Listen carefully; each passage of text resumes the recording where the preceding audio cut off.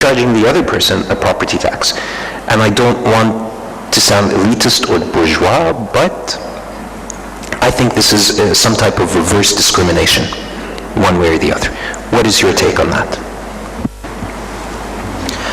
First of all, you're evil and mean, both. Excuse me, I don't mean to. This is a very interesting and a very actually political question, because it has a lot to do with politics, and it has been a stumble all through for a lot of other experimental societies. When you come to the United States, they dealt with it in a way, and they reversed how they dealt with it at the point of time.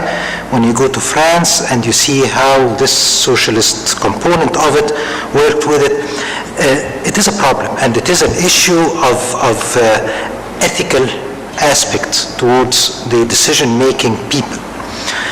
Theoretically, if we look at it from a very theoretical scenario, it parallels the idea of مجانية التعليم in our universities.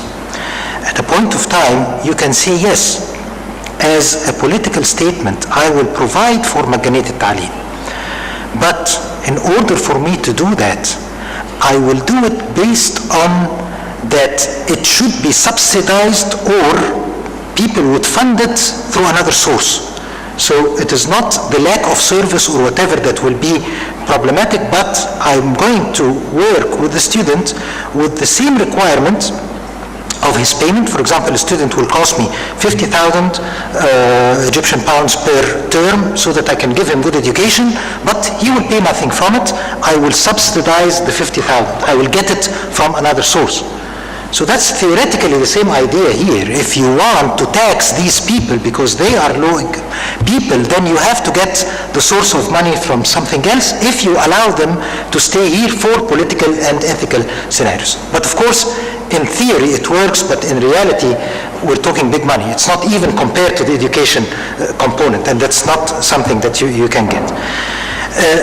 People have dealt with it all through in history differently, and that's kind of partially the idea of urban renewal and the idea of gentrification of cities and so forth. And interestingly enough, a few of my students have done a small experimental project where they reversed conditions of two kind of urban communities and settings. One of them was for the rich in one of these kind of compounds, and the other in part of these kind of informal squatting settlement scenarios. So they got these two projects and they polished the informal sector project.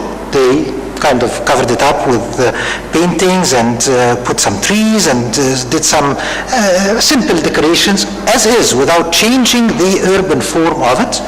And they unpolished the other community, which is the elitist type urban community. And we put that to the audience, and none of them knew which is the informal and which is the formal, which is the elitist and which is the old. So it has a lot to do with how we deal with these scenarios. So the first aspect of it, in terms of how it looks, we can really simply upgrade how it looks and give it the merits of the looking part, so it doesn't become an eyesore or a problem, because one of the major issues is that it becomes an eyesore. With the ideas Dr. Muhammad said about upgrading the economic aspects and so forth of these communities, then we can upgrade and develop their economic status, their cultural component, to a certain level, of course, and to a certain extent. The third part comes the idea of subsidies for the tax components. If you reach that level, then believe it or not, there will be some investors that would come in when those people have their ownership, and they will try to buy these properties from these people while providing them other viable and possible options at peripheries and at other areas. So the dynamics of the market would slowly change this scenario.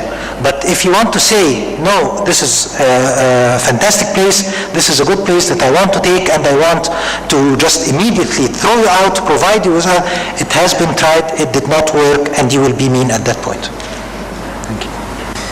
Thank you.